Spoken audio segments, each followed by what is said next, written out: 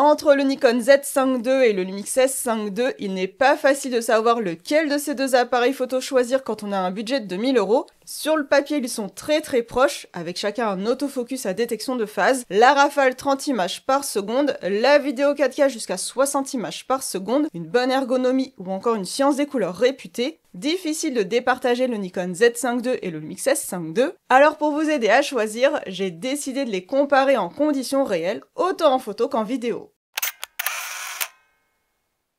Le Nikon Z5 II m'a été prêté par IPLN et je les en remercie.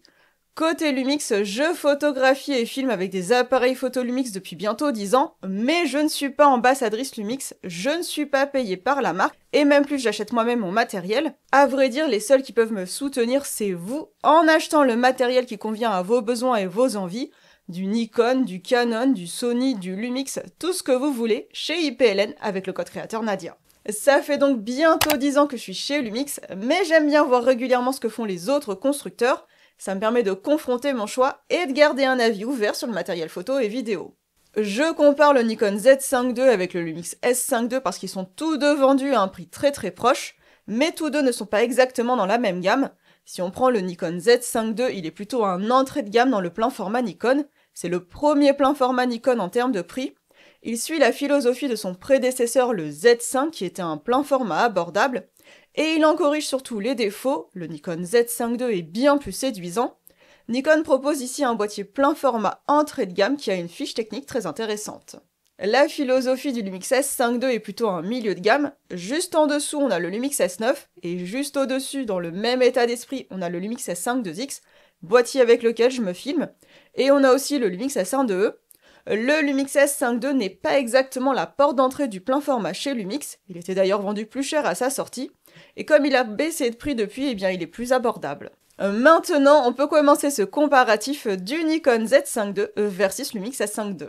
Le Nikon Z5 II comme le Lumix S5 II ont un système d'autofocus à détection de phase. En théorie, on a le même niveau de performance d'autofocus entre les deux boîtiers, sauf quand on regarde dans les petites lignes, et justement vous verrez tout au long de ma vidéo que le choix entre les deux va se faire sur des détails. Le Nikon Z5 II a un autofocus à détection de phase de 299 points f, contre 779 points f sur le Lumix S5 II. Alors on pourrait croire que ce ne sont que des chiffres sur une fiche technique qui n'ont d'importance que pour ceux qui les décortiquent, eh bien pas du tout.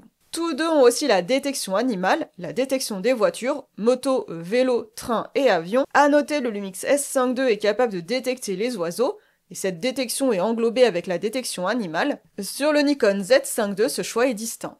Ça, c'est la théorie. Pour les comparer en pratique, j'ai pris plusieurs séries de photos en rafale avec le Nikon Z5 II et le Lumix S5 II. J'ai photographié le même sujet en même temps avec les 50 mm f1.8 à f1.8, en rafale mécanique et en rafale électronique. J'ai commencé par des portraits où je marche en rafale mécanique, puis des photos de mon fils qui court en rafale très haute vitesse en obturateur électronique. Résultat de ce test en rafale, le Lumix S5 II a 76% de photos nettes, contre 62% de photos nettes sur le Nikon Z5 II. Avec le Lumix S5 II, là où j'ai le plus de photos floues, c'est lorsque le sujet est proche et au bord du cadre. Le Lumix S5 II est meilleur dans la capacité à récupérer le sujet lorsqu'il le perd en cours de rafale. Le Nikon Z5 II met plus de temps à récupérer le sujet dans une même rafale. S'il n'a pas détecté le sujet dès le début de la rafale, il ne le récupère pas toujours en cours de rafale. C'est aussi plus compliqué côté Nikon quand le sujet est éloigné. Contrairement au Lumix, il n'a pas la détection corps pour les humains. Le Lumix S5 II a ce petit plus de la détection du corps. Elle lui permet de récupérer un sujet qui est plus loin. Par contre, même si le Nikon Z5 II est plus lent, il détecte parfois de plus loin l'œil que le Lumix S5 II. La précision du Z5 II est surtout vraie si le sujet est déjà dans le champ. Par exemple, si votre sujet recule, le Z5 II continuera à détecter l'œil, là où le S5 II passera en détection du corps. Par contre, si votre sujet est déjà au loin, le Lumix S5 II le détecte plutôt grâce à cette détection du corps. Ça, c'est évidemment quand on a sélectionné cette détection. En vidéo aussi, j'ai filmé les mêmes scènes avec le Nikon Z5 II et le Lumix S5 II côte à côte, avec chacun un 50 mm à f1.8. Faire de tels comparatifs n'a rien de facile, ça demande beaucoup d'organisation, des heures et des heures de travail, mais aussi beaucoup de matériel afin de vous présenter les résultats des prises de vue comme si vous étiez derrière mon appareil photo. Pour publier ces vidéos qui demandent beaucoup de temps et de travail, Je peux compter sur IPLN qui sponsorise cette vidéo. IPLN est une boutique photo-vidéo lyonnaise qui a été fondée en 1937. Autant vous dire que les appareils photo, ils en ont vu un paquet, ce sont de véritables experts. Aujourd'hui, IPLN est aussi un site de commerce en ligne spécialisé dans la photo et vidéo. Où que vous soyez, vous pouvez profiter de leurs conseils pour choisir votre matériel. Ce n'est pas pour rien qu'ils ont été élus meilleur site de e-commerce 2025. Si vous avez du matériel photo-vidéo qui ne vous sert plus, grâce à leur service Back IPLN, vous pouvez vendre votre matériel facilement sans risque d'arnaque et tout ça en quelques clics. IPLN vous propose aussi des expériences, workshops, prises en main, tout ça pour passer du virtuel au réel. Et si vous voulez leur faire savoir que vous venez de ma part, ajoutez le code créateur Nadia à votre panier. En vidéo, l'autofocus du Lumix S5 II s'est avéré plus rapide que celui du Nikon Z5 II, c'est flagrant. Le Z5 II met plus de temps à me récupérer quand je rentre dans le champ soudainement, que je sois proche comme éloigné, le Nikon Z5 II est plus lent à faire la mise au point. Un des points qui m'importait le plus dans ce comparatif, c'est la qualité d'image et particulièrement la colorimétrie. Si j'ai des appareils photo Lumix depuis si longtemps, c'est pour leur ergonomie et aussi pour la science des couleurs Panasonic. Science des couleurs que j'affectionne depuis le début et dont tout le monde parle maintenant. Et côté colorimétrie, Nikon a aussi toujours eu bonne réputation. J'étais donc très curieuse de comparer les deux. Ça m'a pris du temps de faire ce comparatif parce que je voulais comparer les deux sur la colorimétrie avec des scènes variées. Du portrait, du paysage d'automne, hivernal aussi grâce aux premières neiges qui sont tombées en avance. Tous deux ont une excellente qualité d'image, ils ont un bon piqué qui dépend évidemment de la gamme d'objectifs qu'on fixe, même les zoom kits ne sont pas mauvais. Je trouve quand même que le 50 mm f1.8 de Lumix est légèrement plus piqué que le Nikon. On a un joli bokeh avec l'un et l'autre quand je fixe un 50 mm f1.8. Je dois dire que ce n'est pas sur la qualité d'image qu'on va départager le Nikon Z5 II et le Lumix S5 II. Par contre, là où il y a une vraie différence, c'est sur la science des couleurs, et en photo de portrait, c'est particulièrement flagrant. Si on prend les mêmes photos de portrait, prises en RAW en appliquant le même rendu de couleur, à savoir le rendu de couleur portrait propre au Nikon Z5 et au Lumix S5 II, on voit clairement la différence. Ici, la comparaison, j'ai voulu la faire avec les profils de couleur et pas seulement en log. On voit souvent le log en vidéo du côté de chez Lumix, mais les profils de couleur sont aussi intéressants à comparer. On voit bien que le Nikon Z5 II tire vers le jaune, alors que le Lumix S5 II tire plutôt vers le rose. Alors, sur certains portraits, avec les couleurs d'automne, ça rend bien d'aller vers le jaune, mais ça ne s'adapte pas à toutes les prises de vue, et personnellement, j'ai une préférence pour le Lumix. Je trouve que les teintes de peau sont bien plus fidèles. En regardant en détail le Lumix, eh bien il est plus proche de ma teinte réelle. La fidélité des teintes de peau est véritablement un point qui me plaît chez Lumix. Je trouve aussi qu'il y a une plus grande profondeur des couleurs chez Lumix et une plus grande subtilité aussi. Ma teinte de cheveux est mieux captée en détail et surtout plus fidèle. Même mon manteau a une couleur qui est mieux retranscrite et que je préfère avec le Lumix S5 II. La différence de science des couleurs est donc flagrante en photo de portrait. En photo de paysage, la différence entre les deux est moins visible. On a quasiment le même rendu de couleur avec le Z5 II et le S5 II. Le Nikon Z5 II a tendance à tirer un petit peu plus sur le bleu foncé quand on a un ciel très bleu en comparaison avec le Lumix S5 II. Bien sûr, la science des couleurs est surtout une affaire de goût avec une grande part de subjectivité. Clairement, moi je garde ma préférence pour Lumix, mais je veux bien votre avis. Dites-moi en commentaire, est-ce que vous préférez la science des couleurs Lumix ou celle de Nikon? Le Nikon Z5 II comme le Lumix S5 II ont tous deux la stabilisation capteur. Cette stabilisation capteur est de 7,5 stops sur le Z5 II contre 6,5 stops pour le S5 II. Sur le papier, le Nikon Z5 II est meilleur, mais pour vérifier ça, j'ai filmé avec l'un et l'autre à main levée. Et honnêtement, avec l'un et l'autre, on n'a aucun tremblement à l'image, même quand on filme en marchant. Avec la seule stabilisation capteur sans la stabilisation électronique d'activer, on peut tout à fait filmer à main levée. Alors bien sûr, je ne vous dis pas de descendre des pistes de ski avec, mais avec l'un comme l'autre, on peut filmer des plans à main levée sans sortir son stabilisateur. Et en plus de la stabilisation capteur, sur le Nikon comme sur le Lumix, on peut ajouter une stabilisation électronique. Moyennant un recadrage, on a alors de meilleures performances de stabilisation. Chez Lumix, on a deux niveaux de stabilisation, la standard avec un recadrage très léger et la élevée avec un recadrage plus important. On peut même ajouter une stabilisation électronique augmentée. Chez Nikon, on a la stabilisation capteur simple, la stabilisation capteur sport et enfin une stabilisation électronique avec un recadrage. Entre l'un et l'autre, on n'a pas exactement les mêmes réglages de stabilisation à disposition, mais honnêtement sur la partie stable, il est impossible de les départager. Tous deux ont un capteur plein format de 24 millions de pixels, 24,5 millions de pixels pour le Nikon Z5 II précisément. Tous deux nous permettent ainsi d'effectuer des tirages photos jusqu'au format A1, c'est un très beau format. 24 millions de pixels est une taille assez répandue, c'est la norme sur ce segment de prix. On peut même augmenter la résolution à 96 millions de pixels avec le Nikon Z5 II comme le Lumix S5 II, à la différence qu'avec le Lumix S5 II, on n'a pas besoin de trépied ni de logiciel pour assembler la photo haute résolution, tout se fait automatiquement dans le boîtier, y compris en RAW. Avec le Lumix S5 II, on peut déclencher une photo de 96 millions de pixels, comme ça, sans avoir besoin de faire quoi que ce soit. Et encore une fois, on peut photographier en RAW en 96 millions de pixels sans avoir besoin de trépied, c'est-à-dire à main levée. Avec le Nikon Z5 II, il faut un logiciel Nikon spécifique, ça veut dire qu'il faut passer par notre ordinateur pour créer une photo en 96 millions de pixels. Cette fonction 96 millions de pixels, je trouve qu'elle illustre bien la différence entre le Nikon Z5 II et le Lumix S5 II. Sur le papier, on a les mêmes fonctions, sauf qu'avec le Z5 II, il y a toujours un mais. On a le même système d'autofocus, mais le Nikon Z5 II est plus lent. On a la prise de photo en 96 millions de pixels, mais le Nikon Z5 II nécessite un logiciel. Il ne fait rien en interne, contrairement au Lumix S5 II. Sur la rafale, c'est parfois un peu pareil. En rafale, le Lumix S5 II a une cadence rafale de 7 images par seconde en obturateur mécanique en AFC. Le Nikon Z5 II lui a une cadence rafale de 11 images par seconde en obturateur mécanique. Autre plus du Nikon Z5 II, on n'a pas de blackout en rafale mécanique contrairement au Lumix. En mécanique, on va même pouvoir monter à 14 images par seconde. Le Lumix S5 II comme le Nikon Z5 II peuvent aussi photographier en rafale à 30 images par seconde en obturateur électronique. On pourrait alors penser que ces deux boîtiers sont équivalents alors que pas du tout.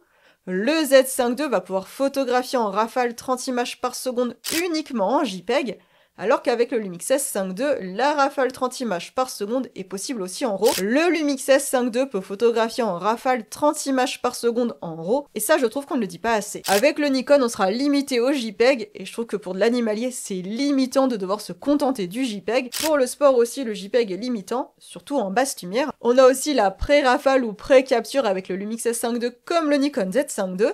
Mais là aussi, il y a une petite subtilité. Avec le Lumix, on aura une cadence rafale de 30 images par seconde en RAW. On a la pré-rafale ou pré-capture en RAW avec Lumix, et ça aussi on ne le dit pas assez. Et avec l'un comme l'autre, on peut faire remonter notre pré-rafale jusqu'à 1,5 seconde, et ça c'est vraiment pas mal.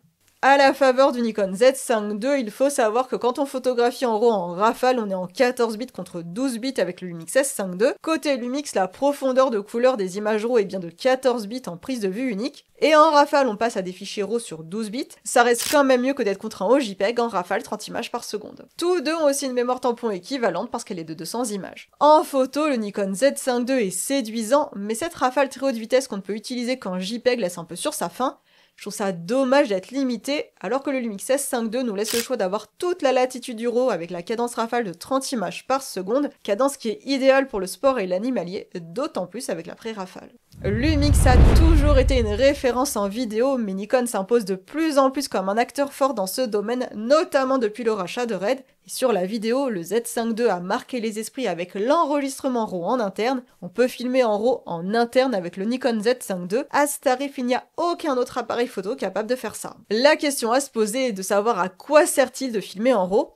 Filmer en RAW permet d'enregistrer toutes les données du capteur. Pour faire simple, le RAW en vidéo, c'est comme la distinction RAW-JPEG en photo. Concrètement, filmer en RAW avec le Nikon Z5 II permet de filmer en 12 bits et non plus en 10 bits, voire en 8 bits. Dit simplement, en RAW, on enregistrera jusqu'à 68 milliards de couleurs, c'est absolument énorme. Par contre, le format NRAW n'est pas pris en charge nativement par Final Cut. Il faut acheter un plugin spécifique qui coûte 140$. Plugin que je n'ai pas acheté, comme vous pouvez le voir avec le logo incrusté sur mes plans. Le NRAW n'est pas non plus pris en charge par Premiere Pro a priori. Filmer en RAW offre aussi plus de latitude en post-production puisqu'on pourra sélectionner le niveau d'ISO dans notre logiciel de montage. On peut aussi modifier la balance des blancs après prise de vue. En contrepartie, le RAW est un fichier plus lourd. À savoir aussi, on sera limité à la vidéo 4K jusqu'à 30 images par seconde quand on filme en RAW avec le Nikon Z5 II.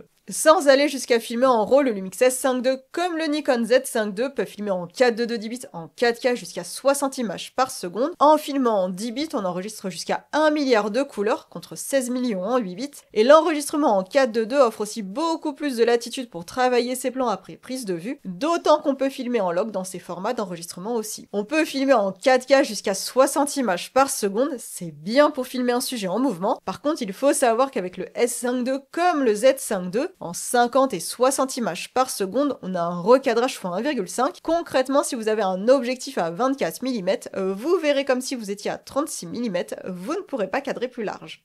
Le Lumix S5 II ne peut pas filmer en RAW, encore moins en interne. Pour filmer en RAW avec un Lumix à ce tarif, il faut se tourner vers le Lumix S5 IIX et acheter un moniteur externe enregistreur pour le brancher en HDMI. Sans aller jusque-là, le Lumix S5 II peut surtout enregistrer dans des formats qu'on n'a pas sur le Nikon. À commencer par la 4K cinéma, c'est-à-dire la 4K au ratio 17/9. On peut aussi filmer en 5,9K jusqu'à 30 images par seconde en 4:0 10 bits. Si on veut zoomer dans l'image après prise de vue tout en gardant une qualité 4K, l'enregistrement en 5,9K est pertinent, ou plus simplement pour filmer dans une plus grande taille d'image. Le Lumix S5 II filme aussi en open gate, c'est-à-dire qu'il peut filmer avec toute la surface du capteur, c'est-à-dire au ratio 3,5. C'est une option qui est très appréciée pour filmer un seul plan qu'on cadrera en 16/9 et en 9/16 dans deux projets différents. L'Open Gate permet d'avoir toute la liberté de cadrage après prise de vue, que ce soit pour des contraintes professionnelles comme pour plus de créativité. Contrairement au Nikon Z5 II, on a aussi la possibilité de filmer au format anamorphique avec le Lumix S5 II. Alors c'est assez niche, mais ça montre que le S5 II a un ADN vidéo poussé. Le Lumix S5 II a aussi un ventilateur pour éviter la surchauffe, et sur ce point, ce S5 II, je l'ai largement éprouvé quand j'habitais à Lyon. À cette époque, je tournais mes vidéos YouTube ou de formation en pleine canicule, les températures montaient au-delà de 30 degrés tout l'été à l'appartement, et moi je tournais pendant des heures et le S5 II n'a jamais surchauffé. En vidéo, on a deux boîtiers très proches, et finalement la question à se poser est de savoir quelle fonctionnalité avez-vous besoin chez l'un ou l'autre. Est-ce que filmer en RAW en interne vous sera utile ? Ou alors est-ce que vous avez besoin de filmer au-delà de la 4K, de filmer en open gate? Personnellement, j'aime bien la variété de qualité d'enregistrement que propose le Lumix S5 II, notamment la 4K cinéma ou encore l'open gate, mais encore une fois, ces choix sont propres à chacun. Quand on achète un appareil photo, il y a un point important à prendre en compte, c'est la gestion de la basse lumière. Plus précisément, il est question de savoir comment l'appareil photo gère la montée en ISO. Plus les ISO montent, plus on a du bruit numérique, c'est-à-dire une image dégradée, et sur ce point, tous les boîtiers ne se valent pas. En vidéo aussi, la montée en ISO est un point important. Chez Lumix, le S5 II a le double ISO natif, c'est-à-dire 2 niveaux d'ISO sans aucun bruit. Un point très enthousiasmant parce qu'avec le Lumix S5 II, on peut filmer en Vlog à 640 ISO et 4000 ISO sans aucun bruit numérique. Pour la basse lumière, le S5 II est donc un boîtier pertinent. Côté Nikon, le constructeur ne met pas en avant de double ISO natif. Je dois dire qu'il n'y a aucune information certaine sur l'éventuel double ISO natif du Z5 II. On sait qu'en log, l'ISO le plus bas est 800 ISO et certains disent qu'il y a un deuxième circuit d'ISO à 6400. Moi, je dois dire que je suis surprise que Nikon ne mette pas ce point en avant si c'était le cas, mais plutôt que de faire des suppositions, j'ai opté pour filmer les mêmes plans et comparer réellement. Dans les faits, j'ai filmé en log avec le Nikon Z5 II et le Lumix S5 II de 4000 ISO à 51200 ISO. Et si je compare à 4000 ISO, c'est-à-dire au niveau d'ISO natif du Lumix S5 II, on voit clairement qu'il y a plus de bruit sur le Nikon Z5 II. À 6400 ISO, c'est pareil, l'image du Nikon est bien plus bruitée que sur le Lumix. Je ne pense pas qu'il y ait de double ISO natif sur le Nikon Z5 II, en tout cas pas quand on filme en Move. Grâce à son double ISO natif à 640 ISO et 4000 ISO, le Lumix S5 II a une bonne montée en ISO en log, même à des niveaux d'ISO plus élevés. Je les ai aussi comparés en profil de couleur portrait, c'est-à-dire en SDR, parce que tout le monde ne filme pas en log. Je pense à tous ceux qui veulent s'acheter un Lumix S5 II ou un Nikon Z5 II pour leurs souvenirs de voyage ou de famille. Il n'y a pas que les pros qui ont besoin d'une bonne montée en ISO. Quand on filme nos enfants lors des fêtes de fin d'année, on ne veut pas une image dégradée non plus. Alors si on compare les plans vidéo du Z5 II avec le S5 II, je trouve que les deux se débrouillent bien en basse lumière. Ça c'est jusqu'à 10 000 ISO, parce qu'à partir de 10 000 ISO, ça fourmille plus côté Nikon. Le Lumix S5 II bruite légèrement moins. En photo, en RAW, la montée en ISO n'est plus vraiment un problème tant la réduction du bruit est extrêmement puissante dans Lightroom. Avant, on perdait en qualité d'image en traitant le bruit. Désormais, ce n'est plus du tout le cas, et c'est pour ça que la possibilité de photographier en rafale en RAW avec le Lumix S5 II est un point important. Sur la gestion du bruit, sans traitement, je dirais que le Nikon Z5 II est légèrement moins bruité à ISO équivalent, mais avec les traitements du bruit, cette différence se dissipe. En JPEG, on a un bruit assez proche entre les deux.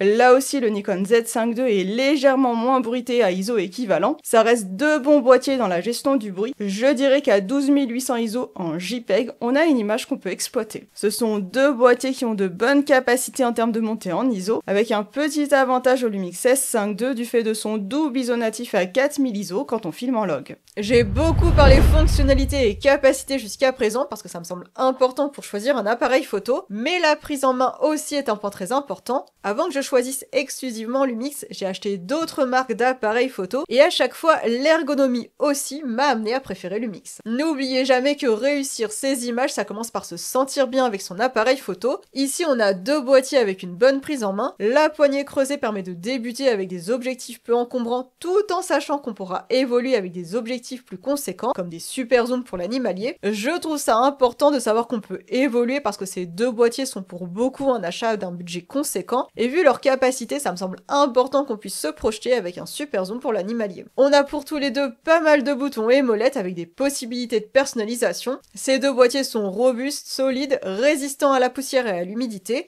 Le Lumix S5 II est même résistant au froid. On pose souvent la question pour le ventilateur. Le ventilateur ne pose aucun problème en ce qui concerne la tropicalisation. Je peux d'autant plus le dire que mon jeu préféré l'hiver est d'emmener mes Lumix sous des tempêtes de neige. Je reprocherai au Nikon Z5 II son bouton REC qui est tout petit. En plus, quand on est dans l'environnement vidéo, on ne peut pas déclencher une vidéo depuis le bouton déclencheur, en tout cas pas par défaut.